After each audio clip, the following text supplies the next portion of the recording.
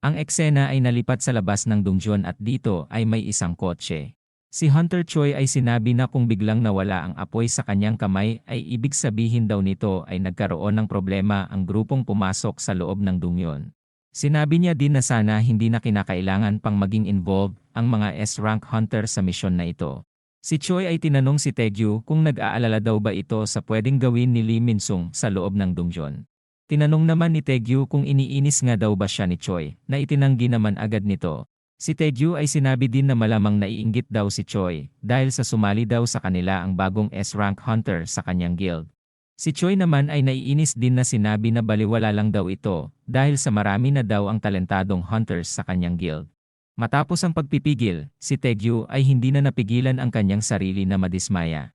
Sinabi niya din na hindi siya makapaniwala na si Lee Min-sung daw pala talaga ang may kinalaman sa lahat ng nangyayaring kaguluhan na ito, kaya naman bilang guild master siya daw ang may responsibilidad sa mga nangyayari. Si Choi naman ay sinabi na kung may mangyaring hindi inaasahan, ay magiging masaya daw siya kung hindi makikialam si Taegyu sa kanya upang ayusin ang sitwasyon, dahil sa ayaw niya daw talagang makapanakit ng mga kapwa hunters. Ang eksena ay nalipat sa loob ng dungeon kung saan nandito ang mga hunters na nilalabanan ang mga halimaw. Ang mga hunter ay pinagtutulungan na talunin ang mga halimaw sa loob ng dungeon. Si Miho ay napansin si Dojin sa isang sulok na walang ginagawa, kaya naman iniisip niya na hinahayaan nito ang ibang hunters na makipaglaban, habang siya naman na isang S-rank hunter ay nakarelax lamang. Naiinis pa din si Miho kay Dojin, dahil kahit na isa pa daw itong S-rank ay sila pa din naman daw ang mga seniors nito. Napansin din ni Miho ang kakaiba sa ikinikilos ni Lee Min-sung, dahil noong oras na makapasok daw sila sa boss room ay nagsimula na ding makipaglaban si Lee Min-sung ng buong husay.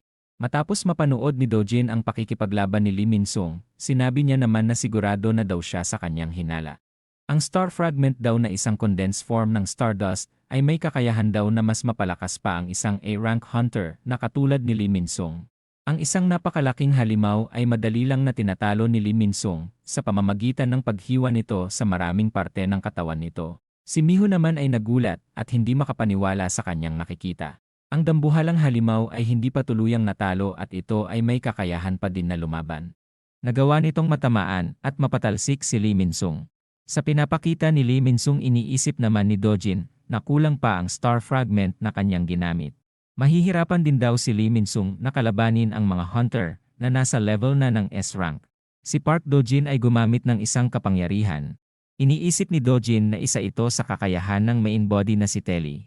Ang kakayahan daw na ito ay may kakayahan na mapalakas ang mga kontrolado nilang mga nilalang.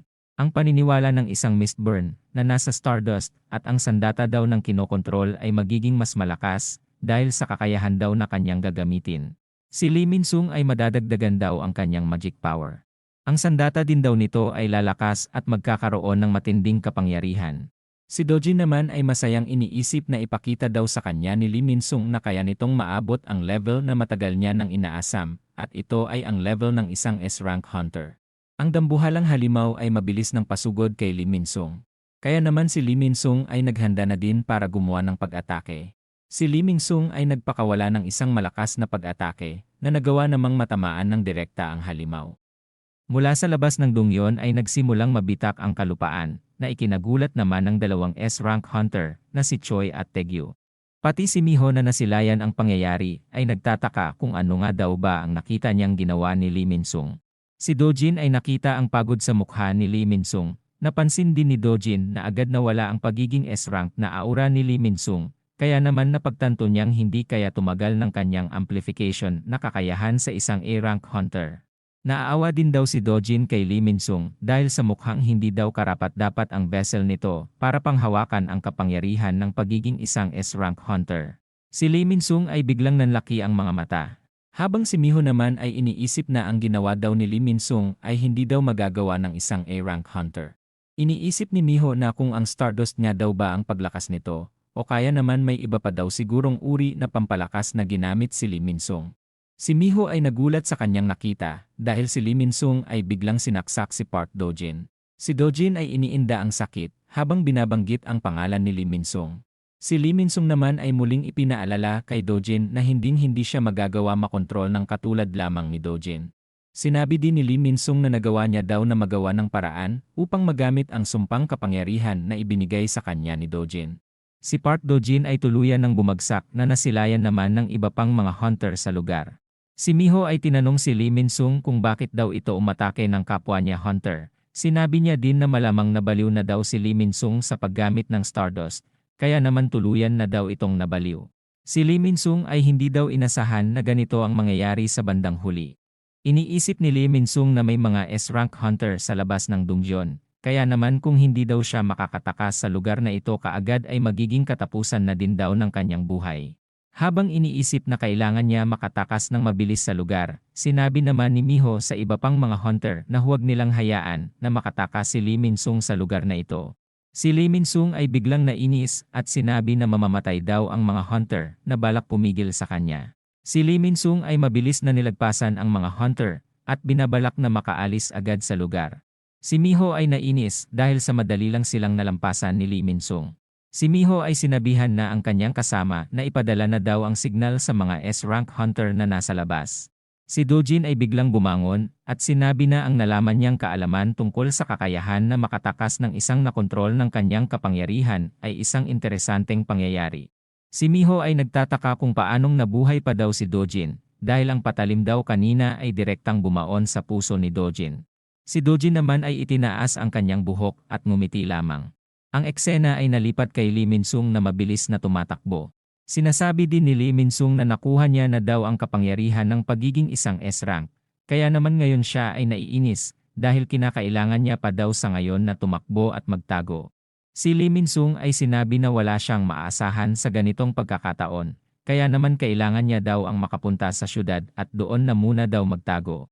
Mula sa kawalan may patalim ang parating, at ang kasakas blade ay pinigilan ang pagtakbo ni Lee Min-sung. Siya ay biglang nagtaka kung sino nga daw ba ang nagbato ng patalim. Ang ating bida naman ay nagtaka daw sa pagsabog na nangyari, maswerte din daw siya dahil sa kusang paglabas daw ni Lee Min-sung para makita niya ito. Seryosong sinabi din ni Suho na kailangan niya daw si Lee Min-sung na sabihin ang lahat ng nalalaman nito tungkol sa Stardust at sa apostol ng Itarim. Si Lee Min-sung ay iniisip na kung bakit alam ni Suho ang tungkol sa Stardust at ang tungkol sa Itarim. Matapos makita ang itsura ni Suho, naalala niya naman ang taong sumisira ng kanilang mga plano na nakasuot daw ng isang itim na maskara. Si Lee Min-sung ay iniisip na wala na siyang pakialam sa ating bida, dahil ang pinakamahalaga daw sa ngayon ay ang makalayo siya sa lugar na ito bago pa siya abutan ng mga S-rank hunters. Habang naghahanda na umatake, iniisip ni Lee Min-sung na nararamdaman niyang mas malakas siya kay Suho. Kaya naman mabilis na itong sumugod habang sinasabing katapusan na ng ating bida. Si Suho naman ay madaling napigilan ang patalim ni Lee Min-sung, kaya naman siya ay biglang nagulat at iniisip na hindi niya mahila pabalik ang kanyang sandata. Kaya naman siya ay nagtataka kung gaano nga daw ba kalakas si Suho. Ang ating bida ay nasipa ng malakas si Lee Min-sung, kaya naman siya ay biglang nagulat. Iniisip din ni Lee Min-sung na mas malakas ang kanyang magic power sa ating bida, kaya naman nagtataka siya kung bakit siya natatalo sa laban. Si Beru naman ay sinabi na normal lang daw na magulat si Lee Min-sung, dahil nakabase lamang daw ito sa magic power na tinataglay ng ating bida. Habang naglalaban ng dalawa, sinasabi naman ni Beru na nakabase daw ang lakas ni Suho sa kanyang strength stat. At ito ay pinalakas pa ng dahil sa ginagawang training ng ating bida kay Amut. Ang dalawa ay nagpapatuloy sa laban, habang mula sa background naman ay sinabi ni Beru na hindi kakayanin ni Lee Min-sung ang kanyang master. Ang eksena ay bumalik sa butas na nilikha ni Lee Min-sung kanina. Habang nanghihinala si Miho dahil sa buhay pa si Dojin. Bigla namang may napansin si Miho sa itaas, at siya naman ay masayang makita ang mga taong dumating, dahil ito ay ang mga S-rank hunter na si Choi at si Taegyu. Si Dojin naman ay iniisip na sa ngayon wala siyang magagawa dahil sa dalawang S-rank hunters. Matapos makalapag, sinabi naman ni Choi na agad silang pumunta dito matapos nilang marinig ang malakas na pagsabog. Si Miho naman ay sinabi na kagagawan daw ito ni Lee Min-sung. Kaya naman nagtaka si Choi na may ganitong klaseng kapangyarihan daw pala si Lee Min-sung. Si Miho naman ay sinabi na malamang napasobra na daw ang paggamit nito ng Stardust o kung anumang pampalakas. Kaya naman mukhang nagsanhi daw ito ng pagka-overdose at nagawang atakehin ang kapwa niyang hunter na si Dojin. Si Choi naman ay napansin na halos normal lang naman daw si Dojin matapos nitong atakihin ni Lee Min-sung. Si Dojin naman ay sinabi na meron siyang recovery skill kaya siya nakaligtas sa atake. Matapos makita ang pinsala sa puso ni Dojin, sinabi naman ni Choi na isang high level daw ang recovery skill na meron si Dojin. Si Miho naman ay sinabi na kailangan nilang magmadali na habulin si Lee Min-sung dahil sa maaari daw itong pumunta sa syudad para doon makapagtago. Si Choi ay tinanong si Taegyu kung narinig daw ba nito ang sinabi ni Miho. Si Taegyu ay biglang nawala sa paligid, habang si Choi naman ay iniisip na hindi siya makapaniwala na si Lee Min-sung ang may kagagawan para matalo ang dambuhalang halimaw. Si Dojin ay napansin na hindi pa naaalis ang koneksyon niya kay Lee Min-sung. Namamangha din daw siya sa kakayahan ng mga tao na makatakas mula sa pagkakakontrol nila sa mga ito. Iniisip din ni Dojin na kapag nahuli daw nila si Lee Min-sung malamang maniwala daw ang mga hunter sa mga ikukwento nito, kaya naman hindi daw pwede na wala siyang gawin na paraan. Si Dojin ay iniisip na kailangan niya muling makontrol ang katawan ni Lee Min-sung at kailangan niya din daw itong tapusin. Si Dojin ay napansin na nakikipaglaban sa ngayon si Lee Min-sung. Matapos makita ng malinaw na si Suho ang kalaban ni Lee Min-sung. Bigla naman naging seryoso ang reaksyon ni Dojin. Nagtataka si Dojin kung anong ginagawa ng nakaitim na maskara sa lugar na ito. Iniisip niya din na kung gusto din daw ba ng ating bida na mahuli si Lee Min-sung katulad ng Hunters Association. Si Dojin ay iniisip na simula noong dumating siya sa mundong ito ay halos hindi pumapabor ang lahat sa kanyang mga plano. Bigla din siyang napangiti at tila nakakaramdam ng kasiyahan dahil sa mga paglaban daw ng mga tao sa kanilang mga tadhana. Habang patuloy na sumusugod si Suho, iniisip naman ni Lee Min-sung na kailangan niya na daw makaalis sa lugar na ito ngayon mismo. Si Lee Min-sung ay biglang pinahinto si Suho na ipinagtaka naman ng ating bida. Si Lee Min-sung ay sinabi na kung sasagutin niya ang mga tanong ni Suho ay pakakawalan na daw ba siya nito. Ang ating bida naman ay biglang nagtanong at sinabi na kung nagtratrabaho daw ba si Lee Min-sung sa apostol ng Itarim. Si Lee Min-sung naman ay sinabi na ang nilalang na yun ay trinaydor siya. Habang nagtataka sa kung anong nangyari sa dalawa, tinanong naman ni Suho na bakit daw tinutulungan ni Lee Min-sung na ikalat ang Stardust sa mundong ito. Sinabi naman ni Lee Min-sung na nangako daw ang alien na papatayin daw nito ang gusto niyang mamatay na tao, na ipinagtaka naman ng ating bida. Sinabi naman ni Lee Min-sung na simula noong Great Cataclysm ay nagbago na daw ang kanyang buhay. Dahil ang mga walang kwentang tao daw noon ay bigla daw naging isang napakahalagang tao, at nagsimula daw siyang maliitin nito. Upang maibalik daw ang dati niyang pamumuhay, kailangan niya daw mapatay ang isang taong kinaiinisan ni Lee Min-sung. Tinanong ni Lee Min-sung kung hinahanap niya daw ba ang alien para tapusin ang buhay nito. Si Suho naman ay sinabi na hindi niya daw balak patayin ito kung sakaling makakausap niya daw ito ng maayos. Si Lee Min-sung naman ay sinabi na hindi daw ito balak patayin ni Suho kahit na balak daw nitong sakupin ang kanilang buong mundo. Naalala din daw ni Lee Min-sung ang sarili niya kay Suho noong umaarte pa siya bilang artista. Ang karakter daw ni Suho ay isang puno ng pag-asa. Ngunit sa kalooban daw nito ay hindi niya daw talaga alam kung sino siya.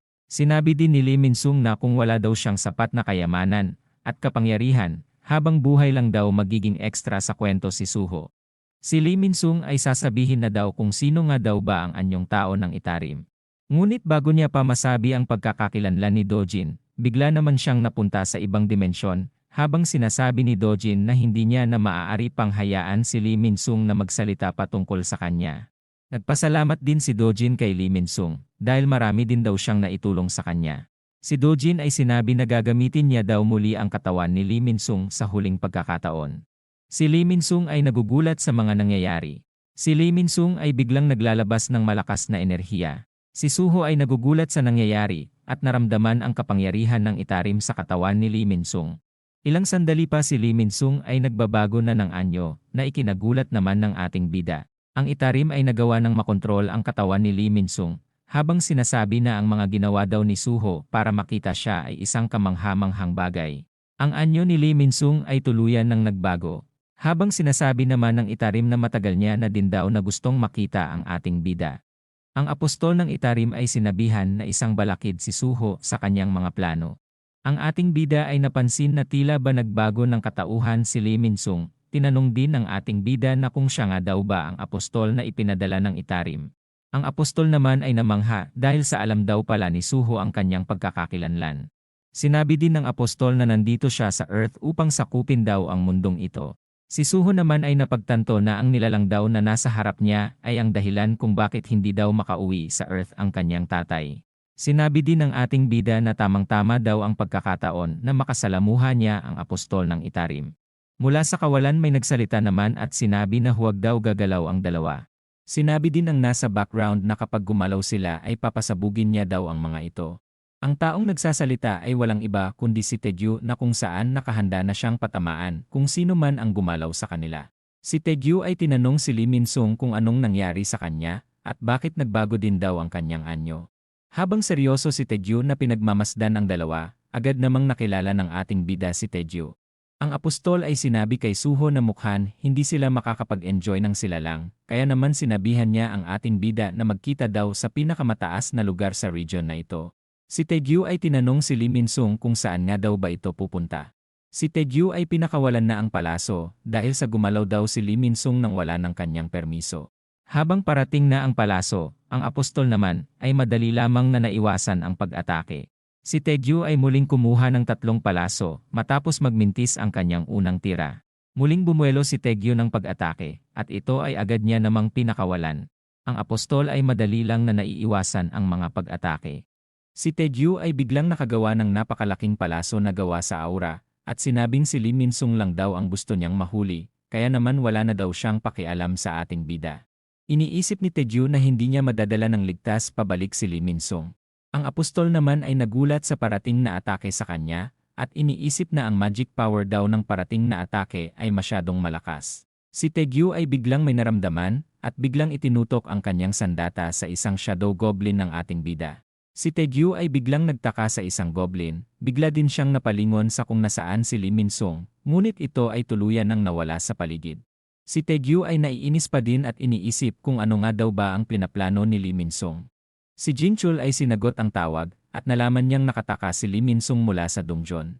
Si Taegyu ay sinabi kay Jinchul na kasalanan niya kung bakit nakataka si Lee Min-sung. Binanggit niya din na may isa pang hunter ang nandito sa eksena kanina at ito daw ay nakasuot ng itim na maskara. Si Choi naman ay nagulat matapos marinig ang sinabi ni Taegyu. Si Choi ay agad tinanong kung ang nakamaskara daw ba ay nakikipaglaban ng short-range combat. Nagtaka naman si Taegyu kung paano ito nalaman ni Choi.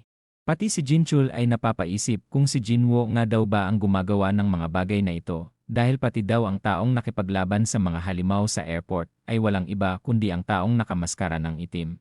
Napagtanto din ni Jinchul na kung si Jinwoo nga daw talaga ang taong ito, dapat hindi daw nagtagal ay natapos na daw ang problemang ito. Ang eksena ay nalipat sa mataas na bundok. Ang dalawa ay muling nagkaharap sa lugar na ito. Nagtaka din ang apostol na kung bakit nga daw ba siya tinulungan ni Suho na makatakas kanina mula kay Taegyu. Si Suho ay sinabi na malamang sirain na daw ng apostol ang katawan ni Lee Min-sung kapag nalagay na sa alanganin ang apostol. Si Dojin naman ay sinabi na nalaman niya na daw ang tungkol kay Suho at tinatawag din daw siya ng mga demon na ang Shadow Monarch. Tinanong din ni Dojin kung ano nga daw ba ang relasyon ng ating bida sa tunay na Shadow Monarch. Si Suho naman ay sinabi na wala daw siyang balak na sagutin ang mga tanong ng apostol, ngunit ang ating bida naman ay sinabi na tatalunin niya daw ang apostol at aalamin ang mga plano nito. Si Beru naman ay pinaalalahanan si Suho dahil matapos daw na kontrolin ng apostol ang katawan ni Lee Min-sung ay hindi na daw masukat ni Beru ang lakas ng kanyang kalaban. Matapos banggitin ang salitang Ares, sinabi naman ni Suho na huwag mag-alala si Beru dahil nakapaghanda na daw siya sa pagkakataon na ito. Matapos makita ni Dojin ang kapangyarihan ni Suho, napagtanto niya naman na sigurado na daw siya nakapareho ito ng kapangyarihan ng Shadow Monarch. Si Suho ay nilabas na ang mga malalakas niyang shadow na kanyang naipon. Habang sinasabi na ito na daw ang naipon niyang Shadow Soldier. Nilabas na din ng ating bida ang susi ng Shadow Donjon. Hindi nagtagal dumating na din sa laban sila Esil at iba pa para labanan daw ang apostol ng buong puwersa. Ang ating bida ay tuluyan ng nakipag-isa kay Gray at handa ng lumaban. Ang apostol naman ay nakangiti din sa mga nangyayari habang nasa katawan siya ni Lee Min-sung at ito ay mukhang handa na din makipaglaban.